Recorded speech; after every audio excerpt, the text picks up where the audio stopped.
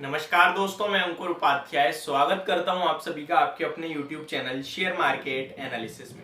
दोस्तों, फ्राइडे को बाजार में आपने एक अच्छी खासी बड़ी गिरावट देखी, जहां पे हम सभी ने मार्केट को डेज लो के पास बंद होता हुआ देखा।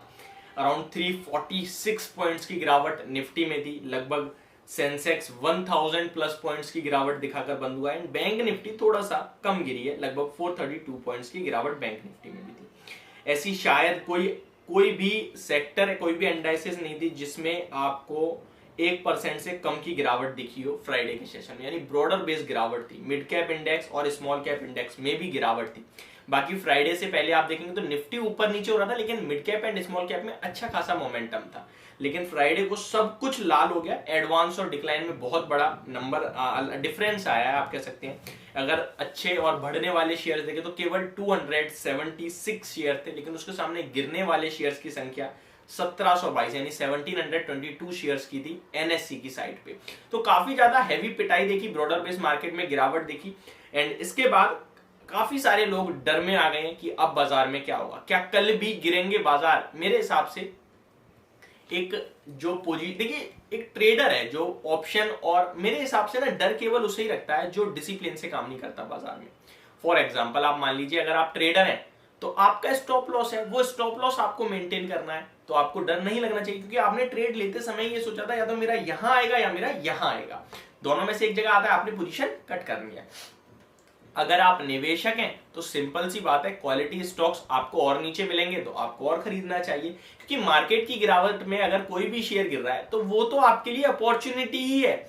मैं आपसे हमेशा कहता हूं कि अगर कोई भी शेयर मार्केट के साथ गिर रहा है या बढ़ रहा है तो उसे एज अ पॉजिटिव और नेगेटिव मत लीजिए, और ना ही एज अ ब्रेकडाउन और ब्रेकआउट लीजिए, क्योंकि वो मार्केट के फोर्स के साथ गिरा है, मार्केट में सेलिंग प्रेशर की वजह से गिरा है। लेकिन मार्केट नॉर्मल है, स्टॉक गिरता जा रहा है, या फिर जब मार्केट चल रही है तो स्टॉक चल नहीं रहा है लेकिन गिरावट में गिर रहा है। इसका एग्जांपल मैं आपको दूं तो आईटी स्टॉक्स इस समय जब मार्केट चलती है तो चलते कम है लेकिन गिरावट को लीड करते हैं, तो ये क्या है, ये वीक सेक्टर है इस समय, ये क्या है, कमजोर है। अगर वहीं आप अगर स्ट्रेंथ वाले की बात करें तो ऑटो मार्केट की गिरावट में गिरते कम है। अभी आप फ्राइडे के सेशन में तो ऑटो में बुरी पिटाई हुई है, लेकिन अगर आप उससे पहले देखें तो गिरते कम है, लेकिन जब मार्केट में तेजी होती है तो लीड कौन करता है, ऑटो। और तभी आप देख रहे हैं कि maximum auto stocks 52 week high पे है। शायद मारुति ने तो फ्राइडे को ही 52 वीक हाई लगाया है।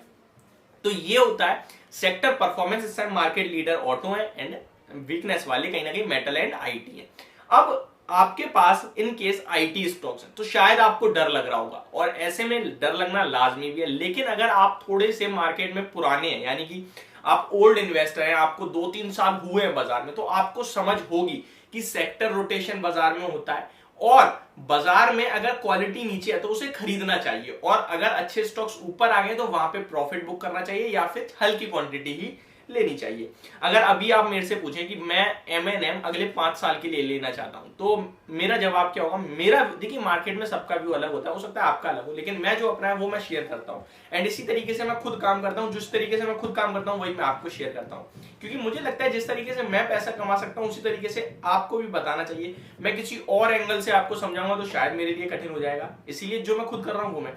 तो मेरे से अगर कोई पूछे एमएनएम 5 साल के लेना चाहिए तो क्या करें, तो एमएनएम डेफिनेटली अच्छा स्टॉक है, लेकिन ये लेवल अच्छे नहीं है। 5 साल के लिए लेना है तो आईटी में खरीदारी करो, अभी वहां टूटन है, वहां पे गिरावट है, तो वहां अगर आप खरीदोगे तो आपका ज्यादा पैसा बनेगा, रिस्क कम है, क्योंकि ऑलरेडी काफी करेक्टेड है। ये मेरा व्यू बनता है हमेशा। ऐसे ही अगर कल भी अगर बाजार गिरता है, वैसे अगर मैं आपको निफ्टी की बताऊं तो मुझे कल ज्यादा गिरावट दिखती नहीं है, क्योंकि ऑलरेडी सपोर्ट लेवल्स पे आ गया, बाजार में ऊपरी लेवल आने चाहिए, क्योंकि अगर यहां से गिरावट होती है तो बड़ी गिरावट हो जाएगी, लेकिन मुझे अब यहां से गिरावट दिखती नहीं है। कल मुझे लगता है निफ्टी कंसोलिडेट कर सकता है, और परसों भी कंसोलिडेट कर सकता है या रेंज बाउंड हो सकता है। क्यों? क्योंकि 21 यानी वेंसडे को एक बहुत बड़ा इवेंट है, वो है फेड की मीटिंग, और फेड की मीटिंग में ऐसा माना जा रहा है कि इस बार 1% तक की ब्याज दरें बढ़ सकती हैं, और ऐसा होता है तो 40, ये मतलब आप अमेरिका में इतिहास में दूसरी बार ऐसा होगा, बाकी आज तक कभी हुआ नहीं है, और भारत में तो ऐसा हुआ ही नहीं है। तो आप समझ सकते हो कि इससे कितना बड़ा नेगेटिव पॉइंट है, और बाजार इस पे काफी हैवीली नेगेटिव रिएक्ट कर सकता है। लेकिन मैक्सिमम लोग, यानी 80% लोग ऐसा मानते हैं कि 75 बेसिस पॉइंट्स की बढ़ोतरी होगी। अगर ऐसा होता है तो मार्केट को पता चल चुका है, इतना होगा तभी नेगेटिव हो चुका है।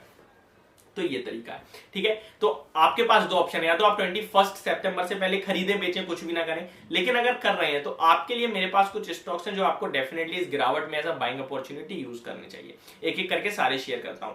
देखिए अभी तक मैंने आपको पूरी थ्योरी बताई है बाजार की, जिसको थ्योरी सुनने में अच्छा लगता होगा, जिसको जानकारी लेने में अच्छा लगा, उसे लगेगा टाइम वेस्ट नहीं हुआ है, लेकिन केवल स्टॉक के लिए जो बंदे आते हैं उन्हें शायद इतना लग रहा होगा टाइम वेस्ट हो गया। तो अब आप किस हिसाब के इंसान हो मुझे नहीं पता है, लेकिन 5 मिनट निकल चुके हैं ऑलरेडी इतनी बात करते करते। एक अब मैं आपको स्टॉक बताऊं तो पहला स्टॉक मेरी तरफ से, और सारे ब्लू चिप है, डीवीज लैब होगा, बहुत अच्छा मिल रहा है आपको। ये लेवल मेरे हिसाब से आपको as a buying opportunity use करनी चाहिए। 4000, 4500, 5000 तक स्टॉक इजीली जा सकता है अगले 12 महीने में। इन्फोसिस, टीसीएस, कंटिन्यू वीडियोस बनाता हूं, बहुत अच्छे लगते हैं मुझे आईटी स्टॉक इन लेवल्स पे। टाटा मोटर्स भी नीचे आ गया ऑटो से, तो वहां भी डेफिनेटली आप बाय ऑन डिप्स की स्ट्रेटेजी बना सकते हैं।